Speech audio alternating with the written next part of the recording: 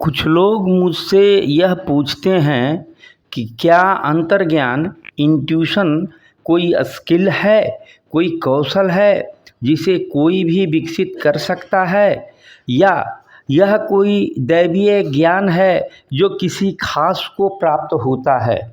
तो आज जो आधुनिक विज्ञान है, जो न्यूरोसाइंस है और जो बिहेवियरल साइकोलॉजी है, व्यावहारिक मनोविज्ञान है, यह इस बात पर सहमत है कि अंतर्ज्ञान को, इंट्यूशन को कोई भी विकसित कर सकता है।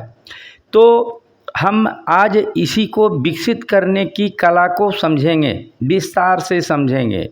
अंतर्ज्ञान को ही सहज ज्ञान भी कहा जाता है। तो अंतर्ज्ञान होता क्या है? बिना किसी स्पष्ट तर्क का, बिना किसी गणना का, आपके आत्म के भीतर से किसी बात या विचार का अचानक अनुभव किया जाना, यही आपका अंतर्ज्ञान है। इसे कुछ लोग आत्म की आवाज़ भी कहते हैं, सेल्फ की आवाज़ भी कहते हैं। यहाँ ध्यान रखेंगे, इसे आत्मा की आवाज़ नहीं समझेंगे। आत्मा आत्म से मिलता जुलता हुआ एक उलझाने वाला शब्द होता है जो वैज्ञानिक शब्द नहीं होता है, और इसे आत्म की आवाज़ भी कहते हैं, और इसे कुछ लोग सातवीं इंद्रियां भी कहते हैं, सेवंथ सेंसरी ऑर्गन भी कहते हैं। 5 तो आप जानते ही हैं, छठी मानसिक शक्तियों को कहते हैं, और 7वां जो है यह अंतर्ज्ञान, जिसे आप अध्यात्म से प्राप्त करते हैं, आध्यात्मिक ज्ञान कहते हैं।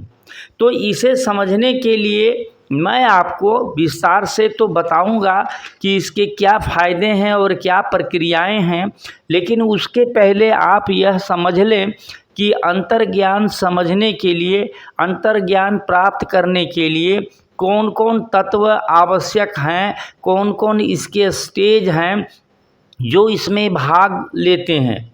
तो इसमें सबसे पहला जो है यह व्यक्ति है, और मैं पहले भी बता चुका हूँ कि व्यक्ति का 3 स्तर होता है। एक शारीरिक फिजिकल स्तर होता है जिसमें इसका शरीर और ब्रेन होता है। दूसरा स्तर जो है ऊर्जा का होता है जिसमें इसका मन, माइंड और चित्त, स्पिरिट होता है। और तीसरा स्तर जो है वो अनंत प्रज्ञा का, अनंत बल क्षेत्र, अनंत फील्ड फोर्स होता है, जिसे Albert Einstein unified field theory में समेटना चाहते थे। तो आप यहाँ समझ लें कि शरीर तो सभी विचारों और व्यवहारों की अभिव्यक्ति का साधन है, लेकिन मैंने कहा ब्रेन ये भौतिक पदार्थ का बना हुआ है, मस्तिष्क भौतिक पदार्थ का बना हुआ है। दरअसल यह विचार या भावना उत्पन्न नहीं करता है, विचार आपका मन उत्पन्न करता है और भावनाएं आपका चित्त, स्पिरिट उत्पन्न करता है। तो ब्रेन क्या करता है? तो ब्रेन आपके शरीर और आपके आत्म, मतलब मन, चित्त और शरीर के बीच में एक मॉड्यूलेटर के रूप में होता है, जो आपके एनर्जी को, आपके फ्रीक्वेंसी या वेवलेंथ को मॉड्यूलेट करता है। यह बात आप स्पष्ट समझ लें।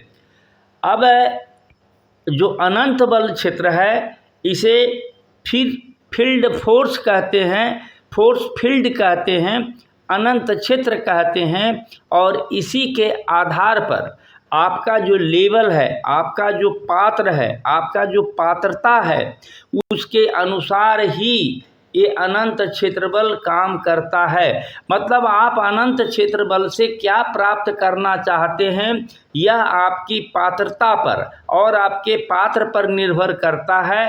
कहने का तात्पर्य यह सिर्फ और सिर्फ एक कौशल है जिसे कोई भी सामान्य आदमी विकसित कर सकता है। इसमें किसी भी दैवीय संयोग का कोई योगदान नहीं है। तो अब हम आगे चलते हैं कि अंतर्ज्ञान कैसे काम करता है और आप इसे कैसे विकसित कर सकते हैं। तो अंतर्ज्ञान देखिए, अभी थोड़ा ठहर करके मैं अभी आधुनिक कुछ बातें कर लेना चाहता हूँ। आजकल जानकारी की भरमार हो गई है, लगातार डिजिटल नोटिफिकेशन और तेज़ी से फैसले लेने की ज़रूरत होती है। आप उतना ही तक अपने को सीमित रखे हुए हैं जितना एआई बताता है, और एआई उतना ही बताता है जितना ज्ञान अभी उपलब्ध है, कंप्यूटर के नेटवर्क या सिस्टम से जुड़ा हुआ है, उतना ही वह हमें बताता है।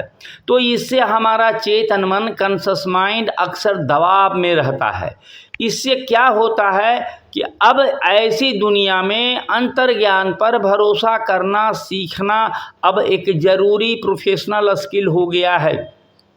पुराने ज़माने में अंतर्ज्ञान होता था, चूँकि लोग बड़ा स्थिर होते थे, लोग ठहरना जानते थे, विचारों पर, घटनाओं पर ठहर करके शांत मन में रहना जानते थे।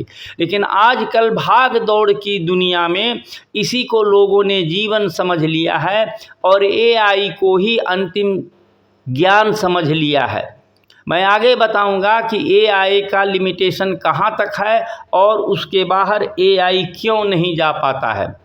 अब आप समझेंगे कि यह जो अंतर्ज्ञान है, यह बिना सोचे समझे हुए सीखी गई एक जैविकीय प्रक्रिया है, जिसे आप इसका विकसित करके इसके पैटर्न को, इसके आप जो कहें कि इमोशनल संकेत को समझ सकते हैं।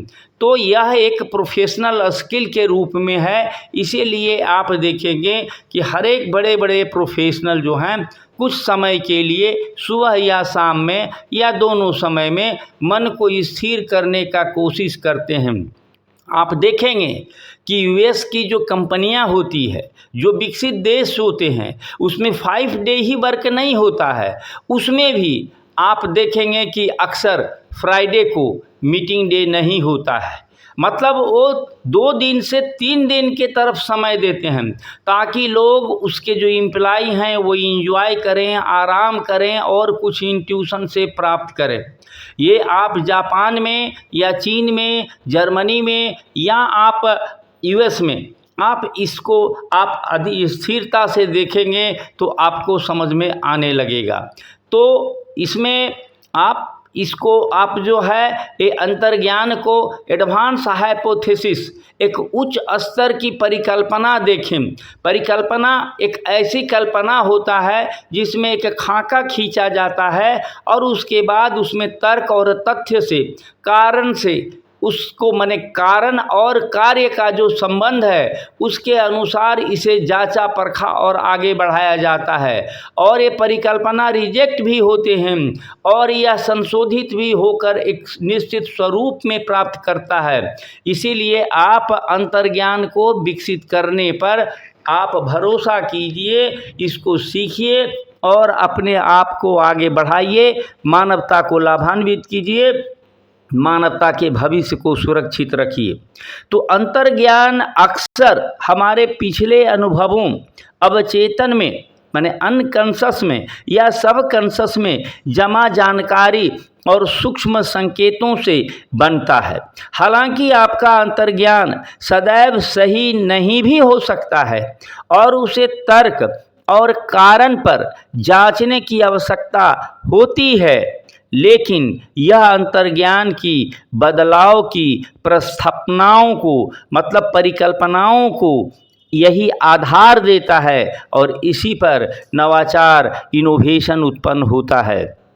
ध्यान रखें, तर्क कारण खोजता है, तर्क आपको ज्ञान देता है, ज्ञान दे सकता है, लेकिन अंतर्ज्ञान एहसास कराता है। आपको एक अचानक में कुछ लगेगा कि अरे ये तो संभव है, और यह अंतर्ज्ञान नवाचार देता है। अंतर्ज्ञान, इंट्यूशन को विकसित किया जा सकता है। मैं इस पर बार बार दोहरा रहा हूँ कि आप इसे समझें और इसे किसी विशेष लोगों का या विशेष कारण का ये तरीका नहीं समझें, इसे एक स्किल समझें, एक कौशल समझें। मैं बार बार स्किल और कौशल शब्द इसलिए दोहराता हूँ कि कौशल या जो आप कहें कि स्किल, ये हमेशा सीखने की चीज़ है। मतलब इसे कोई भी सीख कर आगे बढ़ सकता है।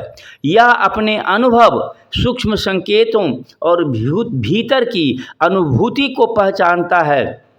तो मैं पहले भी बता चुका हूँ कि मन और चित्त आत्म का संरचना तय करता है। सेल्फ में आत्म और चित्त जो ऊर्जा से बना होता है, एनर्जी का कंस्ट्रक्ट होता है।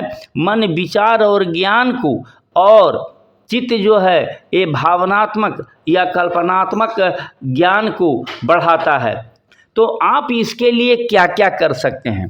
तो आप रोज़ाना 10 से 15 मिनट समय निकालें शांत बैठने के लिए। इसकी आदत डालें। कुछ नहीं, आपको शांत जगह में आंखें बंद कर आपको ध्यान करना है।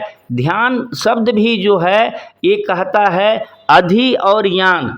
वह यान, वह व्हीकिल जो आपके आत्म को अधि मतलब अनंत बल क्षेत्र तक ले जाता है, ध्यान कहते हैं। लेकिन ये तो मैंने अर्थ बताया। तो आप ध्यान लगाना मतलब अपनी आती जाती हुई सांसों पर आप ध्यान लगाएंगे। उसके बाद उसके अंत में जैसे 10-15 मिनट का जो आप शांत बैठे, तो कोई अनुत्तरित सवाल को छोड़ दें। मतलब वो सवाल जिसका जवाब आपको नहीं आता है कि आप ये कैसे करेंगे, यह सवाल स्पष्ट रूप में विचार करके आप अनंत प्रज्ञा के लिए छोड़ दें, और इसका उत्तर आपको तभी आपके अंतर्ज्ञान में आएगा। और आपका जो अचेतन और अधिचेतन जो है, चूँकि सदैव सक्रिय रहता है, सदैव एक्टिव रहता है। आप जागिए या सोचिए, मैंने कहा आपका अचेतन, सबकॉन्शस, अनकॉन्शस दोनों, और अधिचेतन सुपर कॉन्शस सदैव सक्रिय रहता है। आप सोए हैं, जागे हैं, इससे उसको कोई अंतर नहीं पड़ता। तो इसी अचेतन और अधिचेतन, सब कॉन्शस, अनकॉन्शस और सुपर कॉन्शस को सक्रिय करना ही अंतर्ज्ञान को विकसित करना है, और इसे आप कर सकते हैं। आप अपने अंतर्ज्ञान से प्राप्त ज्ञान को और अनुभव को आप लिखिए। लिखने का जो है एक शॉर्ट पेज पर भी, नोटबुक में भी लिख सकते हैं, लेकिन उसको आप व्यवस्थित रूप से लिखने के लिए अपने घर में एक, आप कहें कि एक तारीख के क्रम में, तारीख देते हुए क्रम में जो आते हैं इंट्यूशन, आपको जो समझ में आता है कि इंट्यूशन आया, आपको अंतर्ज्ञान आया, उसको नोट कीजिए।